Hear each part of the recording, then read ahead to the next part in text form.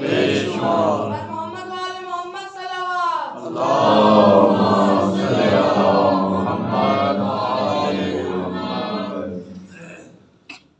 اعوذ باللہ السمیع العلیم من الشیطان اللعین الرجیم، بسم اللہ الرحمن الرحیم، الحمد للہ رب العالمین، بارئ الخلائق اجمعین، ثم الصلاة والسلام على رسوله الكريم أبي القاسم محمد اللہم صلی علی محمد وآل محمد وعلى آله الطيبين الطاهرين المعصومين الذين قال الله تعالى في شأنهم إنما يريد الله ليذهب عنكم الرجس أهل البيت ويطهركم تطهيرا۔ اللہم صلی علی محمد ورحمة الله على أحبابهم وأصحابهم منتخبين، ولعنة الله على أعدائهم أجمعين، أما بعد فقد قال الحكيم في كتابه بسم الله الرحمن الرحيم إنا أعطيناك الكوثر فصل لربك وانحر إن شانئك هو الأبتر۔ صلوات۔ اللہم صلی علی محمد وآل محمد۔ سامعین گرامی کا جناب کی خدمت میں یہ بات پہنچانے کی گزشتہ رات سعادت حاصل کی کہ سورہ کوثر کے شان نزول کو سامنے رکھا جائے تو یقیناً الکوثر کا ایک مصداق حقیقی جناب زہرا ہے، اور کوثر سے مراد جناب سیدہ طاہرہ سلام اللہ علیہا ہے۔ آپ تاریخ میں غور کریں، تاریخ انسانیت میں کوئی ایسا انسان آپ کو نظر نہیں آتا کہ جس کے لیے خداوند عالم نے اس کو دنیا میں بھیجنے کے لیے بڑا خصوصی اہتمام کیا ہو، اور وہ ہے جناب سیدہ طاہرہ۔ کتنا اہتمام کیا آپ ذرا غور کریں۔ سید الانبیاء علیہ آلاف التحیت والثناء کی ساری زندگی عبادت میں گزر رہی ہے، حتی اعلان نبوت سے پہلے بھی آپ غار حرا میں عبادت میں مصروف رہتے ہیں، لیکن جب اللہ چاہتا ہے کہ نور زہرا سلام اللہ علیہا رحم طیب خدیجۃ الکبریٰ میں منتقل ہو، تو خداوند عالم نے سید الانبیاء کو 40 دن خصوصی عبادت کا آرڈر دیا۔ 40 دن پورے حکم ہوا کہ میرے حبیب یہ 40 دن آپ نے خدیجۃ الکبریٰ کے گھر نہیں جانا، عبادت کرنا ہے، اور اگر آرام کرنا ہو تو پھر علی کی اماں کے گھر جا کے آرام کرنا ہے۔ جناب فاطمہ بنت اسد سلام اللہ علیہا کی رات کو عبادت، دن کو روزے، اور افطاری جنت سے، تاریخ ہے، حقیقت ہے کہ افطاری کا اہتمام جنت سے جب 40 دن پورے ہوئے اور حضرت نے روزہ افطار فرمایا جنت کے پھلوں سے، تو حکم ہوا میرے حبیب آج علی کی اماں کے پاس نہیں، خدیجۃ الکبریٰ کے گھر جانا ہے، وہاں پہ نور زہرا جناب خدیجۃ الکبریٰ کی طرف منتقل ہوا۔ اور یہی وجہ ہے کہ سید الانبیاء جب اپنی بیٹی کو بوسے دیتے تھے تو بدن اطہر کو سونگھتے بھی، اور ایسے انداز میں کہ کچھ امہات المومنین اعتراض بھی کرتی تھی کہ یہ کیا انداز ہے بیٹی سے پیار کا کہ تم پھر ان کے بدن کو سونگھتے بھی ہو، خوشبوئیں بھی لیتے ہو۔ حضرت فرماتے تھے تمہیں کیا پتا میری زہرا کی عظمت کیا ہے، چونکہ نور زہرا جنت کے پھلوں سے بنا ہے، تو میں جب چاہوں جنت کی خوشبو سونگھوں، اپنی زہرا کے بدن کی خوشبو لیتا ہوں۔ اور جناب سیدہ طاہرہ بعد از وفات خدیجۃ الکبریٰ سلام اللہ علیہا، آپ جانتے ہیں کہ جن گھروں میں بی بی عالم پھر پروان چڑھی، اس گھر میں ڈھیر ساری امہات المومنین ایسی آ گئی تھیں جو خدیجۃ الکبریٰ کا نام بھی نہیں سن سکتی تھی۔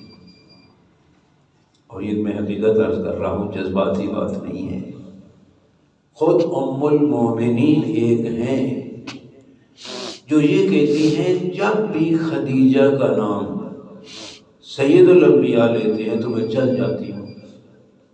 ان کے ساتھ رہنا کوئی اتنا آسان نہیں تھا، یہاں تک ہے کہ ایک دن جب جناب سیدہ طاہرہ نے اپنی اماں کو یاد کیا اور پھر رونے لگی، تو ایک ام المومنین بڑھ کے کہتی ہیں کیا تھی خدیجہ سوائے ایک بوڑھی عورت کے، نہ بابا بلا سکتا ہے اور نہ ہی بیٹی۔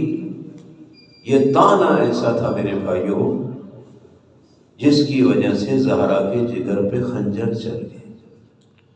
بی بی نے رونا شروع کیا، سید الانبیاء آئے، میری زہرا میری زندگی میں رو رہی ہے، بابا رو نہ تو کیا کروں، میں جب اپنی اماں کو یاد کرتی ہوں تو یہ امہات المومنین مجھے ان الفاظ میں تانے دیتی ہیں کہ خدیجہ سوائے بوڑھی عورت کی اور تھی کیا۔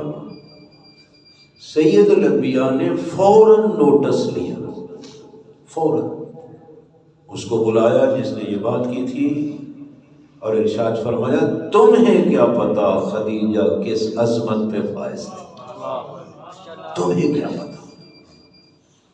خدیجہ نے اس وقت میری رسالت کا کلمہ پڑھا جب صنف نساء میں کوئی عورت محمد الرسول اللہ پڑھنے والی نہ تھی۔ سب سے پہلی خاتون جس نے سید الانبیاء کی رسالت کا کلمہ پڑھا وہ خدیجۃ الکبریٰ ہے۔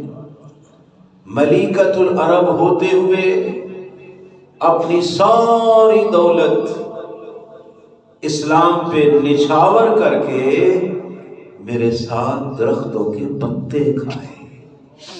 شیب ابو طالب آپ کے سامنے ہے میرے بھائی اور بزرگوں، وہ خدیجہ، اور پھر خدیجہ وہ عظیم خاتون ہے کہ جس کے بدن سے خدا نے مجھے زہرا جیسی بیٹی عطا کی ہے، تیرے بدن سے میری اولاد ہے ہی نہیں۔ خبردار آج کے بعد خدیجہ کے بارے میں کوئی ایسا جملہ نہ کہنا. تو اس ماحول میں لیکن سبحان اللہ بیٹی ہیں کائنات کی بیٹیوں کے لیے نمونہ عمل ہے.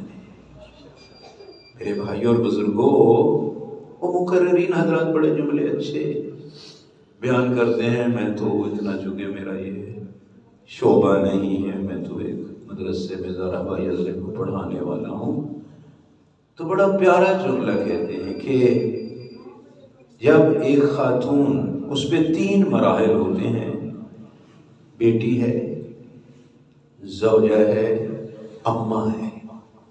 یہ ایک خوش نصیب خاتون کے لیے یہ تینوں منزلیں خداوند عالم نے عطا کی ہیں.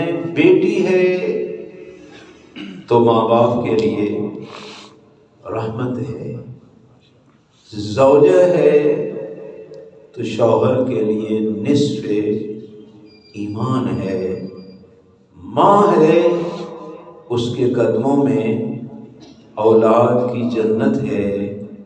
قربان جائیں ہم اس بیوی پہ کہ جو رحمت ہے، رحمت للعالمین کے لیے. عام بابا کے لیے نہیں، رحمت للعالمین کے لیے بھی رحمت ہے. اور اگر زوجہ بنتی ہے، نصف ایمان بنتی ہے، تو کل ایمان علی ابن ابی طالب کے لیے.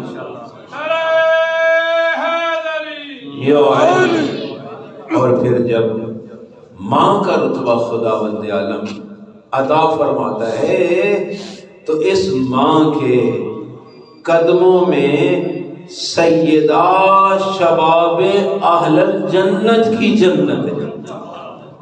تو اتنی عظمت والی، اور میں یہ عرض کر دوں میرے بھائیوں، یہ مسلم ہے کہ اگر جنت جانا ہے نا تو پھر ماں باپ کے قدموں میں.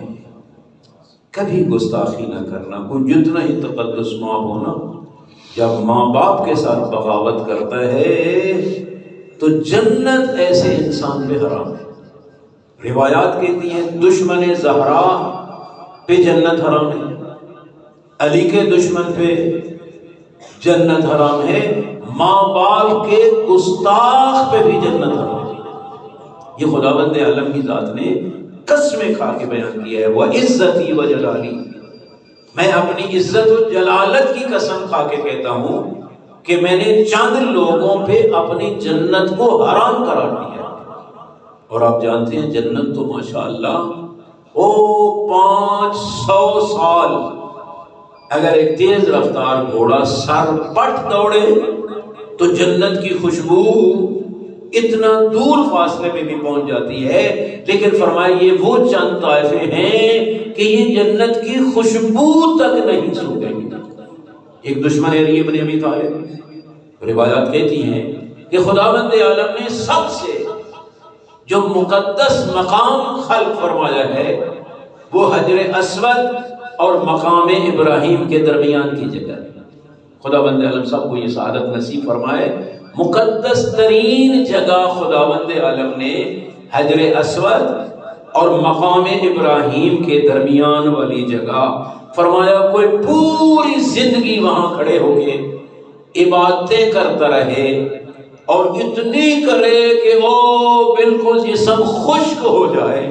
ثم لقینی یوم القیامت ببغض علی ابن ابی طالب اقبہ فی النار ولا ابالی.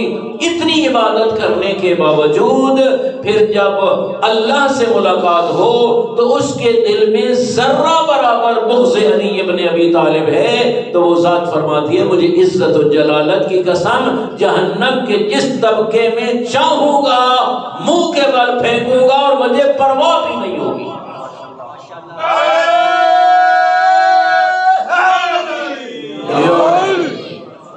دوسرا فرمایا کہ مدمن الخمر،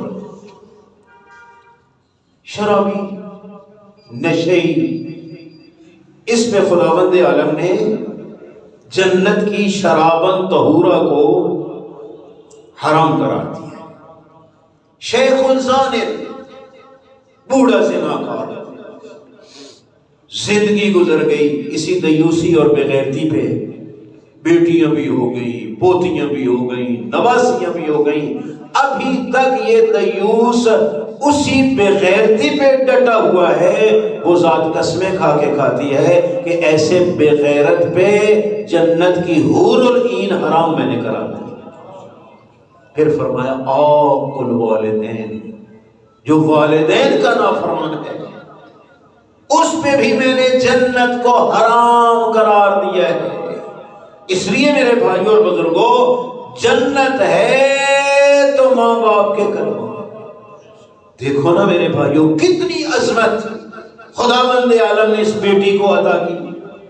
تین حالتیں ہیں نا، تین حالتیں ہیں، بیٹی رحمت، زوجہ نصف ایمان، اماں اولاد کی جنت کا ذریعہ۔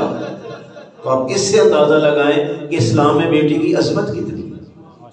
اور ہم کیسے مسلمان ہیں، رات کو بھی میں نے عرض کیا تھا کہ اس وجود کو قبول کرنے کے لیے تیار نہیں ہے۔ گھر میں صف ماتم بچ جاتی ہے جب بیٹیاں پیدا ہو جاتی ہیں۔ نہیں میرے بھائیوں اور بزرگوں، بیٹی رحمت ہے۔ میں نے رات کو بھی حدیث سنائی تھی کہ سید الانبیاء کا ارشاد ہے کہ تمہارے حق میں، تمہاری اولاد میں سے جو خیر کا سبب ہے وہ تمہاری بیٹی ہے۔ لہذا شکر کرو خدا بند عالم نے اگر۔ اور پھر جب بیٹیوں کے نام کی باری ہے، ایک شخص سے حضرت نے پوچھا، ظاہراً امام جعفر صادق علیہ السلام کا فرمان ہے، اللہم صلی علی محمد وعلی، حضرت نے پوچھا کہ وہ تیرے گھر میں ولادت ہونے والی تھی تو عرض کرتا ہے مولا پھر خدا نے مجھے بیٹی دی ہے، تو حضرت نے فرمایا اس کا نام کیا رکھا ہے؟ تو عرض کرتے ہیں مولا میں نے نام فاطمہ رکھا ہے۔ حضرت فرماتے ہیں واہ واہ واہ ماشاءاللہ، کتنا خوبصورت نام، لیکن فرمایا یاد رکھ نام فاطمہ رکھا ہے تو جھڑکنا نہیں۔ اللہ اکبر، اگر نام بیٹی کا فاطمہ رکھا ہے تو پھر اس کو ناراض نہیں کرنا۔ اور بیٹیوں کے نام ایسے ہونا چاہیے۔ میرے بھائیوں، روایت ہمارا چونکہ ایک ماحول خاص ہے کہ ہم جب کہیں نا، مثلا معصوم نے کیا فرمایا، امام محمد باقر علیہ السلام کا ارشاد ہے کہ اگر تمہاری اولاد کا نام بیٹوں میں سے محمد ہے، احمد ہے، علی ہے، حسن ہے، طالب ہے، والفاطمہ من النساء، بیٹی ہے تو نام اگر فاطمہ ہے، میں محمد باقر ضمانت دیتا ہوں ایسے گھر میں نہ مالی فقر آئے گا اور نہ دینی فقر آئے گا۔ یہ نام معصوم کے نام پہ نام، معصوم چاہتے ہیں ہمارے گھروں میں علی علی، محمد محمد، حسن حسن، ایسے نام ہونے چاہیے، لیکن ہمارا معاشرہ ہے نا ایک معصوم کا نام رکھتے ہوئے جھجکتے ہیں۔ کسی کو کہنا کہ بیٹے کا نام علی رکھو تڑپ جائے گا، بھائی محمد علی رکھو خوش ہو جائے گا۔ ایک معصوم کا نام رکھنے کے لیے گھبراتا ہے، دو معصوم کا نام خوشی سے رکھ لیتا ہے۔ محمد علی بھی رکھ لے گا، محمد حسین بھی رکھ لے گا، محمد تقی، محمد جواد بھی رکھ دے گا۔ اگر کہیں گے فقط تقی رکھو گھبرائے گا، فقط علی رکھو گھبرائے گا۔ معصوم فرماتے ہیں تمہارے گھروں میں تمہاری اولاد کے نام ہمارے ناموں پہ ہونا چاہیے کہ ہر گھر میں علی علی ہو، حسن حسن ہو، حسین حسین اور فاطمہ فاطمہ، ایسے نام رکھیں۔ ان ناموں کی برکت ہے، ان ناموں سے خوبصورت نام ہی کوئی نہیں۔ الحسن والحسین سے خوبصورت نام ہی کوئی نہیں، فاطمہ سے بڑھ کے۔ اصلا نام ایسا ہو کہ جب بتایا جائے تو مذہب پوچھنے کی ضرورت ہی باقی نہ رہے۔ اس لیے میرے بھائی اور بزرگوں، تو عرض یہ کر رہا تھا بیٹی ہے رحمت للعالمین کے لیے رحمت ہے۔ پھر جب سن ازدواج کو پہنچی، آپ جانتے ہیں کہ پھر بڑے بڑے روسانے آ کے رشتہ طلب کیا، اور کچھ بدبخت تو ایسے تھے کہ جو حق مہر کے عنوان سے ہزاروں دینار اور پتہ نہیں کیا کیا لالچ دینے لگے کہ اگر زہرا کا عقد ہمارے ساتھ ہو جائے تو اتنے 1000 دینار دیں گے، اتنے اونٹ دیں گے۔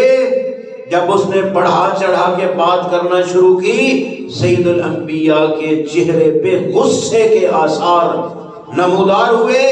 حضرت نے ایک مٹھی سنگریزوں کی بھری اس کے سامنے کھول کے کہتے ہیں بتا تو صحیح یہ میرے ہاتھوں پہ کیا ہے؟ بولا در ہے، اس کی قیمت بتا دے۔ کہا ایک در پوری کائنات سے قیمتی۔ فرمایا وہ زہرا جس کے بابا کے ہاتھ پہ سنگریزے اتنے قیمتی در بن جاتے ہیں، تو اس کو دنیا کے مال سے خریدنا چاہتا ہے؟ زہرا کی شادی اللہ کے حوالے۔ جناب سیدہ طاہرہ کا ازدواج خداوند عالم کے سپرد، اور یہ سارے مایوس ہوئے۔ یقین کرو یہ بڑے بڑے جو ہے نا یہ سارے گئے تھے، رشتہ کا مطالبہ انہوں نے کیا تھا، اور حضرت ان کو رد کر دیتے تھے اور یہی فرماتے تھے کہ یہ رشتہ خداوند عالم کے سپرد ہے۔ بالآخر وہ وقت بھی آ گیا۔ بلکہ ایک کتاب ہے فاطمہ بانو نمونہ اسلام، بڑی اچھی کتاب ہے آغا امینی کی، پڑھنی چاہیے۔ اس میں تو یہ ہے، یہ جو سارے جب مایوس ہوئے نا تو کہتے ہیں جاتے ہیں یار علی ہی رہ گیا ہے، اس کو بھی کہتے ہیں مطالبہ کر، اگر اس کو بھی نہیں دی تو پھر دے گا کس کو؟ اس خباثت سے جاتے ہیں اپنی طرف سے بڑے ہمدرد بن کے۔ اور حضرت اس وقت ایک باغ میں جو ہے نا محنت کر رہے تھے، تو جا کے کہا کہ ہمارا یہ پروگرام ہے، آپ کو پتہ ہے کہ پیغمبر خدا کے بچی ہے، اور آپ اگر آپ کی خدمات اسلام کی بھی بہت زیادہ ہیں تو آپ ذرا ہمیں اجازت دیں تو ہم جا کے آپ کی طرف سے رشتہ طلب کریں۔ تو مولا امیر علیہ السلام نے کیا جملہ فرمایا؟ فرماتے ہیں اوہ وہ عامر جس کی طرف علی متوجہ تک نہیں تھا، آج تم نے مجھے اس عامر کی طرف متوجہ کیا۔ انتہا ہے، یہ ہے امیر المومنین کی عظمت۔ لیکن میں یہاں وکالت کا قائل نہیں، میں خود جاؤں گا۔ ادھر سے علی چلے، ادھر سے جبرائیل چلے، اور کہا وہ آ رہا ہے جس کا عقد عرشوں پہ ہو چکا ہے، زمین پہ آپ نے اس رسم کو پورا کرنا ہے۔ علی علیہ السلام چلے، حضرت نے ام سلمہ پاس موجود تھی، فرمایا جلدی کرو، وہ آ رہا ہے جس کو اللہ بھی محبوب رکھتا ہے، مصطفیٰ بھی محبوب رکھتا ہے۔ لکل باب کے امیر المومنین علیہ السلام تشریف لائے، لیکن تاریخ بتاتی ہے کہ شرم و حیا کی وجہ سے علی کی آنکھیں جھکی ہوئی ہیں، مطالبہ بات نہیں کر سکتے۔ بعض میں تو ہے کہ حضرت نے اظہار کیا، بعض میں خود پیغمبر خدا نے ارشاد فرمایا یا علی تم بولو یا نہ بولو، مجھے اس ذات نے بتا دیا ہے تم کس کے لیے آئے ہو، لیکن یا علی ذرا ٹھہر جاؤ، میں زہرا سے پوچھ لوں۔ میرے بھائیو یہاں پہ توجہ کرنا کہ ذرا ٹھہرو، میں زہرا سے پوچھ لوں۔ جبرائیل بھی کہہ چکے ہیں کہ عرشوں پہ عقد ہو گیا ہے۔ سید الانبیاء بھی علم نبوت و رسالت سے جناب زہرا کی رضایت کو جانتے ہیں، لیکن سید الانبیاء نے اصول بنانے ہیں۔ فرماتے ہیں ٹھہرو، یہ حق زہرا ہے، میں بچی سے پوچھوں، بچی سے پوچھوں۔ لیکن کیا کبھی ہم نے بھی پوچھا ہے؟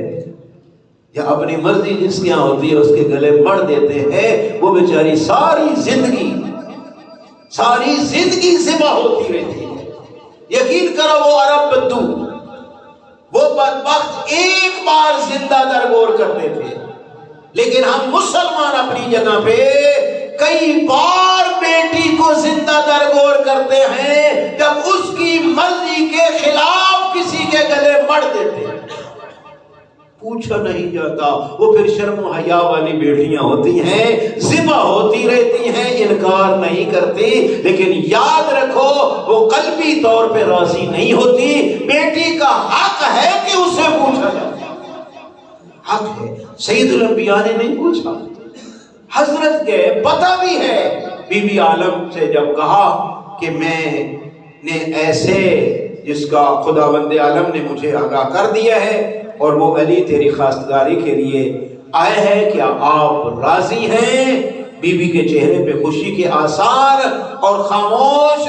حضرت فرماتے ہیں اللہ اکبر ان سکوتہا رضاہا، میری زہرا کی خاموشی زہرا کی رضایت کی علامت ہے. رضایت. اور اس وقت سے بچی، باخرہ بچی کے لیے سنت ہے کہ جب کوئی پوچھنے آئے تو چپ کر جائے. یہ سر کہنے کی ضرورت نہیں ہے، یہ سنت زہرا ہے، لیکن پوچھنا ضروری ہے. یا علی کیا ہے آپ کے پاس؟ اور آپ جانتے ہیں کہ ایک سواری ہے، ایک زرہ ہے اور ایک تلوار ہے. فرمایا تو مرد میدان جنگ ہے، تجھے سواری کی بھی ضرورت ہے، تجھے تلوار کی بھی ضرورت ہے. تجھ جیسے بہادر کی زندگی میں مجھے زرہ زائد نظر آتی ہے. چونکہ آپ کو پتہ ہے کہ امیر المومنین علیہ السلام تو جنگ صفین میں جب دشمن تابڑ توڑ حملے کر رہا تھا تو بغیر زرہ کے چلے گئے تھے نا.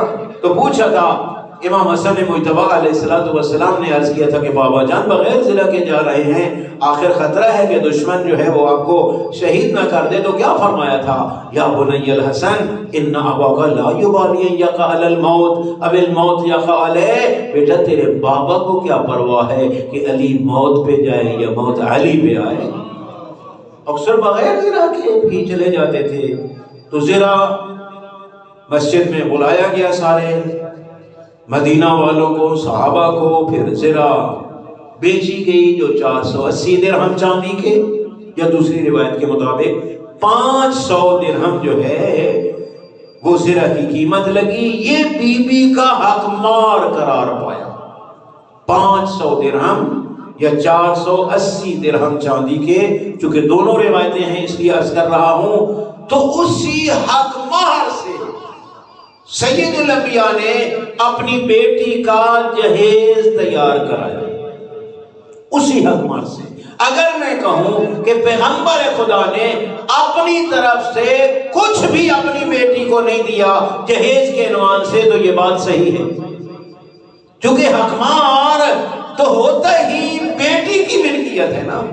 حق مار تھا ہی زہرا کی ملکیت. اسی بی بی کی ملکیت سے پیغمبر خدا نے وہ جہیز تیار کیا.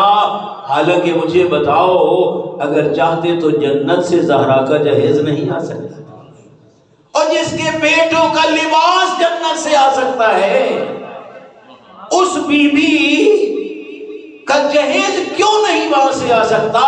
سید الانبیاء نے کیوں نہیں ایسا جہیز منگوایا؟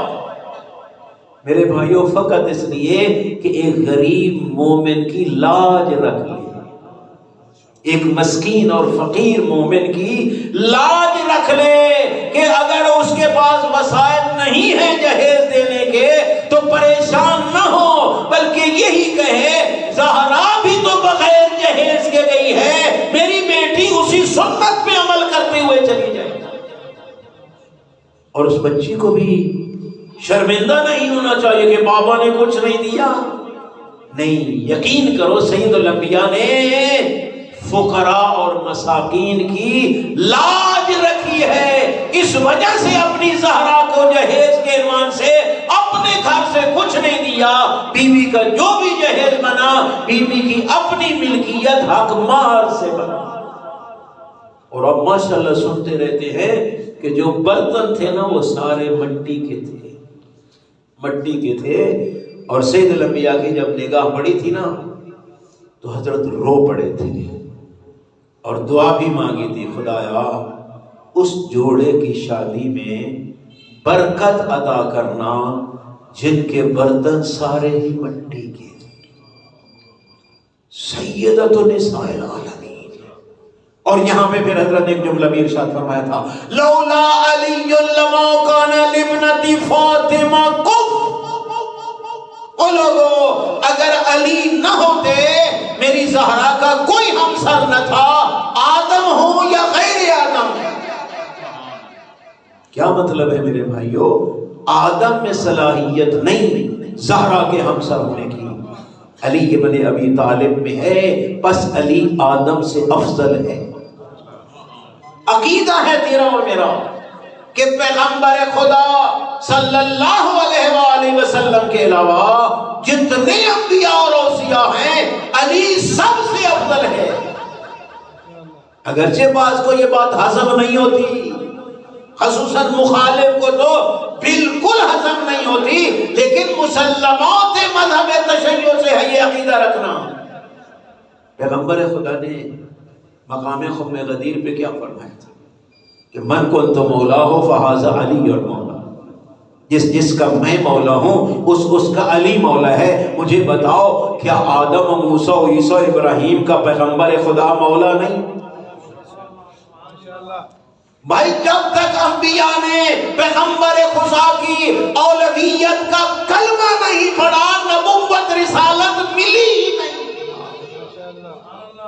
اگر من کنت مولا ہو فہذا علی مولا برحق ہے تو جس کا پیغمبر خدا مولا ہے ان سب کا علی مولا ہے۔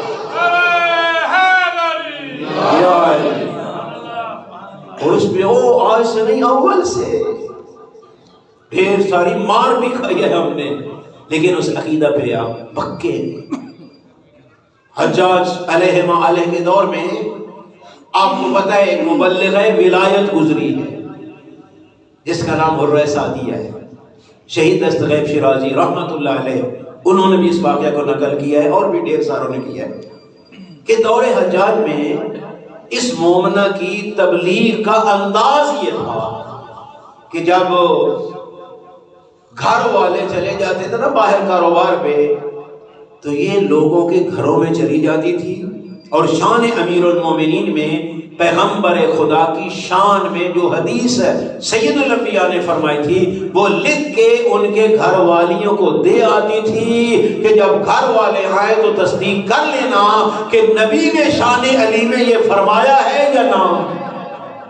یہ انداز تبلیغ تھا، ڈور ٹو ڈور جا کے جب گھر والے آتے حدیث پکے تھی یہ کوئی لکھ کے دے گیا ہے کیا نبی نے فرمایا ہے یا نہیں، سارے کہتے تھے کہ واقعہ نبی نے تو فرمایا ہے۔ تھوڑی ہی مدت میں وہاں علی علی ہونے لگی، رپورٹیں حجاج تک پہنچی، انہوں نے کہا بلا کے دے، یہ خاتون ہے اس کا کام ہے، رپورٹروں نے یہی کہا۔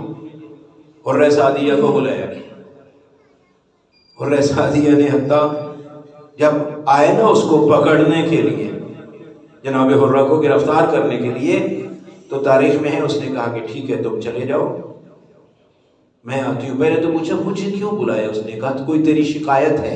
ہاں بس میں سمجھ گئی، تم جاؤ میں آ جاؤں گی۔ تاریخ میں لکھا ہے کہ جو پکڑنے آئے تھے نا ان کو ذرا بھی شک نہیں گزرا کہ یہ فرار کر جائے گی، چونکہ ان کو پتا تھا جو شیعہ علی ہوتے ہیں وہ سچ بولتے ہیں، کبھی وہاں جھوٹ کا تصور نہیں ہوتا۔ اگر اس نے کہا کہ میں آؤں گی تو ضرور آئے گی۔ تاریخ میں جملہ ہے اس نے کیا کیا میرے بھائیوں، غسل شہادت کیا، طیب اور طاہر لباس زیب تن فرمایا، حتیٰ بدن کو کافور لگایا۔ جب بیٹوں نے دیکھا نا تو تعجب سے عرض کرتے ہیں اماں یہ کیا کر رہی ہے؟ یہ میرے الفاظ ہیں کہ جی بیٹا ساری زندگی ولایت علی مفت میں ملی تھی، آج دربار حجاج میں بل ادا کرنے جا رہی ہے۔ اماں کوئی حکم؟ بیٹا حکم یہی ہے، علی صراط مستقیم ہے، اس راہ پہ کٹ جانا ہے، ہٹنا نہیں ہے۔ یہ وصیتیں کر کے آئی حجاج کے ساتھ، کیوں بلایا ہے؟ کہا تو عجیب ہے سلام تک نہیں کیا۔ کہا ہم تو سلام اہل سلام پہ کرتے ہیں جو اس لائق ہوتے ہیں۔ آپ کو یاد ہوگا خمینی بت شکر رحمت اللہ علیہ، انہوں نے گورباچوف کو خط لکھا تھا، گورباچوف کو خط لکھا تھا، میرے بزرگ استاد حسن دادا عامری لے گئے تھے، تو انہوں نے خط کے نیچے جو لکھا تھا نا خمینی نے، یہ نہیں لکھا تھا السلام علیکم، بلکہ نیچے السلام علی من اتبع الہدی، توجہ کرنا، سلام اس پہ جو کسی معصوم ہادی کا پیروکار ہے۔ یہ نہیں ہے، آپ غیر مسلم پہ سلام نہیں کر سکتے۔ یہاں تک ہے روایت میں سید الانبیاء کا ارشاد ہے کہ کسی یہودی پہ سلام نہ کرو، اور اگر مجبوراً کرنا بھی پڑے تو کسی طریقے سے اس پہ کر لینا، لیکن میری امت کے یہودی پہ کبھی سلام نہ کرنا۔ لوگوں نے تعجب کیا، مولا آپ کا امتی اور یہودی یہ کیسے؟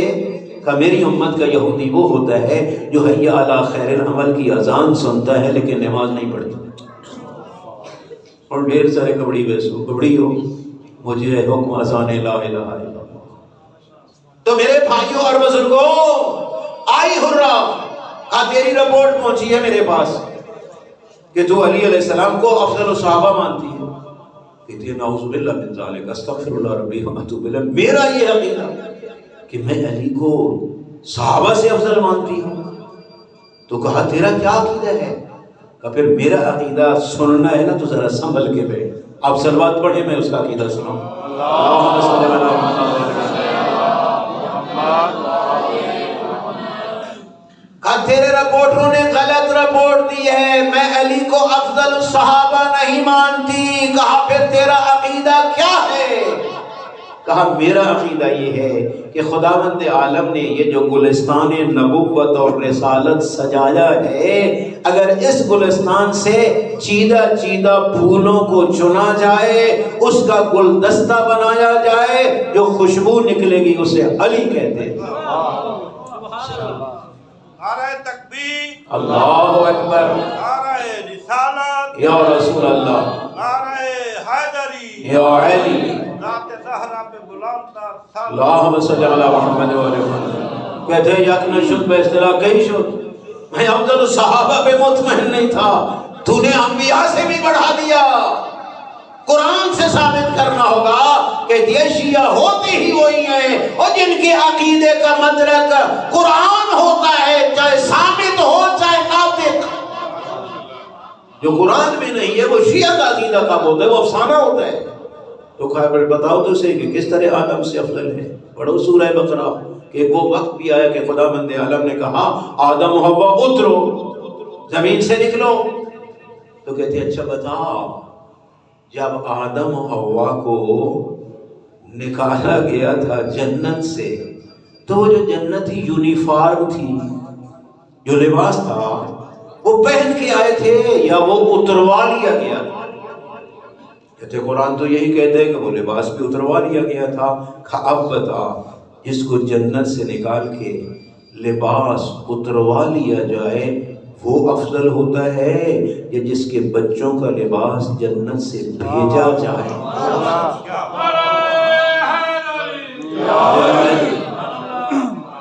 ایک ایک نبی کا عیسیٰ علیہ السلام سے کس طرح افضل؟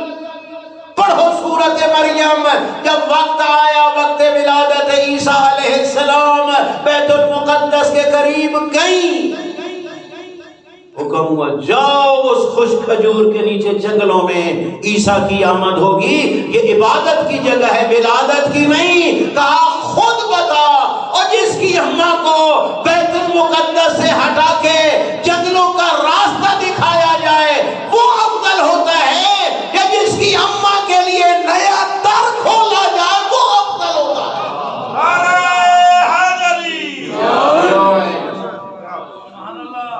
ولایت علی کے جھنڈے گاڑ کے حرہ سعدیہ واپس آئی۔ تو میرے بھائیوں اور بزرگوں، فرمایا لولا علی لما کان لابنتی فاطمہ کف، علی نہ ہوتے میری زہرا کا کوئی ہمسر نہ تھا، آدم ہو یا غیر آدم۔ میں نے عرض کیا ہے پھر شادی ہوئی اس سادہ جہیز سے۔ میں اتنا عرض کروں گا میرے بھائیوں، جہیز دینا شریعت میں کوئی حرام نہیں ہے، جائز ہے۔ اگر جائز چیزیں دیں، حرام چیزیں دیں تو حرام ہو جاتا ہے، لیکن اتنا ضرور کریں کہ جب جہیز دینے لگے نا تو انداز ایسا نہ اپنائیں کہ محلے کی یتیم بچی کو بابا یاد آ جائے۔ یہ ضروری ہے میرے بھائی اور بزرگوں، ایسا انداز اپنائے، بلکہ ایک میرا مشورہ ہے، جب اپنی بچی کا جہیز بنانے لگو نا تو محلے میں کسی یتیم کا بھی انتخاب کر دیا، یتیم بچی کا، غریب اور یتیم بچی جس کا کوئی نہیں، اس کا میرے بھائیوں اور بزرگوں اس کا بھی جہیز اس کی ضرورت کے مطابق بنا دو، اس کے صدقے تیری بیٹی کا گھر جنت نظیر بن جائے۔ لیکن اگر میں اپنی بیٹی کو لاکھوں کا جہیز دوں اور ادھر یتیم بچی رو رہی ہو کہ کاش میرا بابا بھی ہوتا تو میرے لیے بھی یہ جہیز لے آتا، تو میرے بھائیوں اور بزرگوں خدا کے لیے محلے میں یتیم مسکین کو ڈھونڈو۔ یہ کمال نہیں کہ یتیم تیرے دروازے پہ آئے، کمال یہ ہے کہ تو یتیم کے دروازے پہ آئے، کیونکہ سیرت معصوم ہمیں یہی بتاتی ہے، کربلا والوں کا کردار ہمیں یہی بتاتا ہے، ائمہ ہدیٰ کا یہی کردار ہے کہ وہ خود فقیر کے دروازے پہ جاتے تھے، جو فقیر آتے تھے ان کو بھی دیتے تھے، لیکن اکثر حضرت راتوں کی تاریکی میں خود زین العابدین علیہ السلام جیسی ہستی فقراء کے دروازے پہ جاتی تھی، ان کو کھانا بھی دی آتی تھی، ان کو پتہ ہی نہیں ہوتا تھا کہ دینے والا کون ہے۔ اس لیے میری اپیل ہے میرے بھائیوں اور بزرگوں، آخر ہم جو بیوی کے ایام منا رہے ہیں تو فقط یہ تو نہیں ہے تذکرہ ہے، سننا ہے، رواجان نہیں، عمل اور کردار کے لیے عملی پہلو لے آؤ۔ بس ہم بہت روتے ہیں، گریہ کرتے ہیں، بیوی پہ کرنا چاہیے، وجہ کیا ہے؟ ظلم کیا بدبختوں نے، کیا کیا؟ بیوی کو اپنے بابے کی میراث نہیں دی۔ ایک یہی فرد جرم ہے نا، لیکن میں بھی سوچوں کیا میں نے اپنی بیٹی کو میراث دی ہے؟ میں نے اپنی بہن کو میراث دی ہے؟ کہیں میں بھی وہ خان صاحب تو نہیں جس نے یتیم اور بیوہ کے پلاٹوں پہ قبضہ کر کے چودھری بن گیا ہوں؟ پھر کیا فائدہ اس گریے کا؟ کیا فائدہ اس رونے کا کہ میں بھی یتیموں کے مال کو ہڑپ کر جاؤں اور یہاں بڑا مصائب بھی پڑھوں، گریہ بھی بڑا کروں؟ کیا فائدہ؟ سیرت، کردار، تعہد جناب زہرا سلام اللہ علیہ وسلم۔ ہمارے ہاں تو رواج ہے بابا بدبخت اپنی زندگی میں بیٹوں کے نام جائیدادیں کر دیتا ہے اور بچیاں بیچاری مایوس بابے کے مرنے کے بعد عدالتوں کے دھکے کھا رہی ہوتی ہے کہ ہمیں بابے کی میراث دو۔ نہ میرے بھائیوں اور بزرگوں، اگر ہمیں دکھ ہے بی بی عالم کے میراث کے نہ ملنے کا تو فرض ہے کہ یوصیکم اللہ فی اولادکم للذکر مثل حظ الانثیین والی آیت پہ عمل کریں۔ یہ قرآن میں آیت نہیں ہے کہ اللہ تمہیں نصیحت کرتا ہے، کیا اپنی بیٹی کو بھی حق دو، اپنے بیٹے کو بھی حق دو، فرائض ہے، قرآن کی آیت ہے۔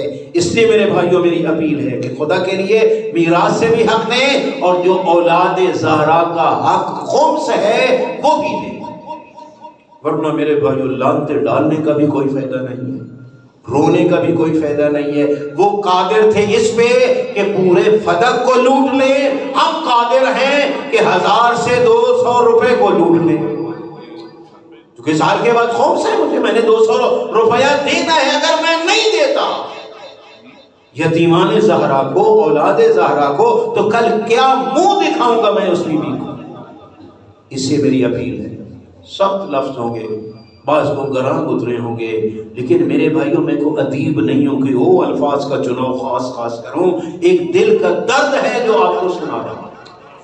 ان ایام میں خدا کے لیے کچھ نہ کچھ حاصل کرو، بیٹیوں سے محبت کرو، بیٹیوں سے پیار کرو، بیٹیوں کی تربیت کرو، ان کو کنیز زہرا بناؤ۔ بیٹی باحجاب ہو کے جا رہی ہو تو لوگ انگشت بدندان ہو کے کہیں ایسی ہوتی ہیں کنیزان زہرا۔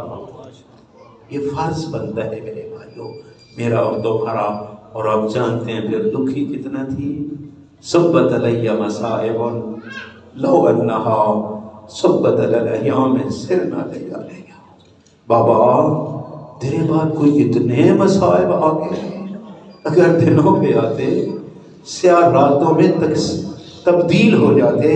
دیکھو نا امیر المومنین جیسی ہستی اور زہرا جیسی معصومہ جب تک بابا کے بعد طاقت تھی نا، جناب زہرا سلام اللہ علیہا مدینہ سے میدان احد میں جاتی تھی اپنے بابا کو رونے کے لیے، گریہ کرنے کے لیے۔ حسنین بھی ساتھ ہوتے تھے۔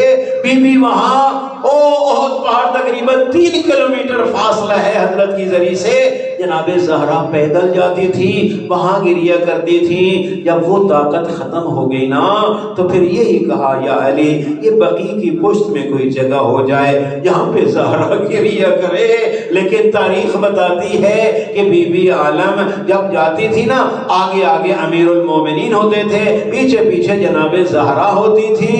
ایک دن جو امیر المومنین زہرا کو لے کے جا رہے تھے نا تو فوراً واپس ہٹے اور یہ کہتے ہیں زہرا مسلمانوں نے تو بیت الحزن کو بھی گرا دیا۔ رونے لگی زہرا، کہا یا علی اب میں دنیا میں اتنا زیادہ نہیں رہوں گی، اب بتاؤ 18 سال کی عمر بی بی کی اور کچھ دن، یہ تو وہ عمر ہوتی ہے میرے بھائی، ہر کسی کا جینے کے لیے جی کرتا ہے، لیکن واحد مظلومہ ہے جناب فاطمہ الزہرا جو دعا مانگا کرتی تھی، بابا اللہم اجل وفاتی، خدایا زہرا کی وفات جلدی ہو جائے۔ بالآخر وہ وقت بھی آ گیا، امیر المومنین نے وصیتیں کرنا شروع کی امیر المومنین کے سامنے۔ جناب زہرا سلام اللہ علیہ نے، میں نے پڑھا ہے روایت میں، جب دونوں امیر المومنین رو بھی رہے ہیں اور یہی کہہ رہے ہیں زہرا دل کھول کے وصیتیں کر لو۔ پہلا جملہ یہ کہا کہ یا علی تیرے ساتھ میں نے کچھ وقت گزارا ہے، اگر کوئی غلطی ہو گئی ہو تو اللہ معاف کر۔ میرے بھائیوں یہ جملہ سننا تھا، امیر المومنین زاروں کا تار روئے اور رو کے یہی کہتے تو معصومہ تھی اور تو نے کب غلطی کرنا تھی، زہرا مسئلہ تو میرے لیے ہے، تیرے بابا نے امانت کے طور پہ مجھے دیا تھا، دکھ تو یہ ہے کہ آج اس امانت کی پسلیاں چور چور ہو چکی ہیں، علامہ وہ امانت سلامت نہیں ہے۔ اور اس کے بعد یہ بھی کہا کہ یا علی جنہوں نے میرے پہلو کو زخمی کیا ہے نا ان کو میرے جنازے میں نہ آنے دینا، یا علی حسن اور حسین علیہ السلام کو بھی وقت دینا، میری بیٹیاں زینب و ام کلثوم بڑی شرم و حیا والی ہیں، ان کا بھی خیال کرنا۔ وصیتیں سن لی، چلے گئے امیر المومنین میرے بھائیوں مسجد میں، اور جناب زہرا سلام اللہ علیہ نے اپنے حسنین کو غسل بھی دیے، ان کا لباس بھی ٹھیک کیا اور کہا بیٹا جاؤ نانے کی ضریح پہ جا کے میرے لیے دعا کرو۔ ادھر ام ایمن کو یہ کہا کہ میں حجر عبادت میں جا رہی ہوں اور جب تک تسبیح کی آواز سنتے رہنا، سمجھنا میں دنیا میں ہوں، جب خاموشی چھا جائے سمجھ لینا مصائب سے آزاد ہو گئی زہرا۔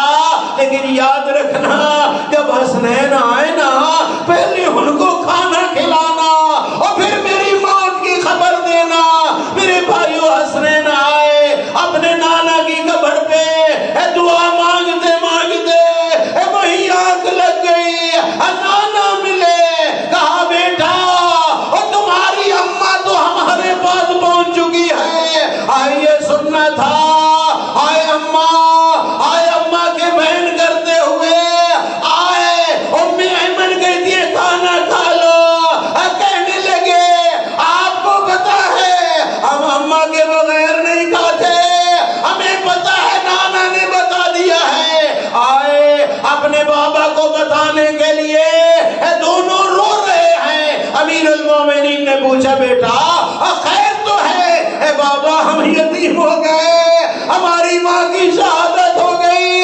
میں نے پڑھا ہے تھا یہ تاریخ میں کہ اتنا بہادر قبر شہادت زہرا کو سن کے منہ کے بل زمین پہ گرے اور یہی کہا آئے علی اب تنہا رہ گئے اور کس سے کرے گا راز کی باتیں۔ انا للہ و انا الیہ راجعون۔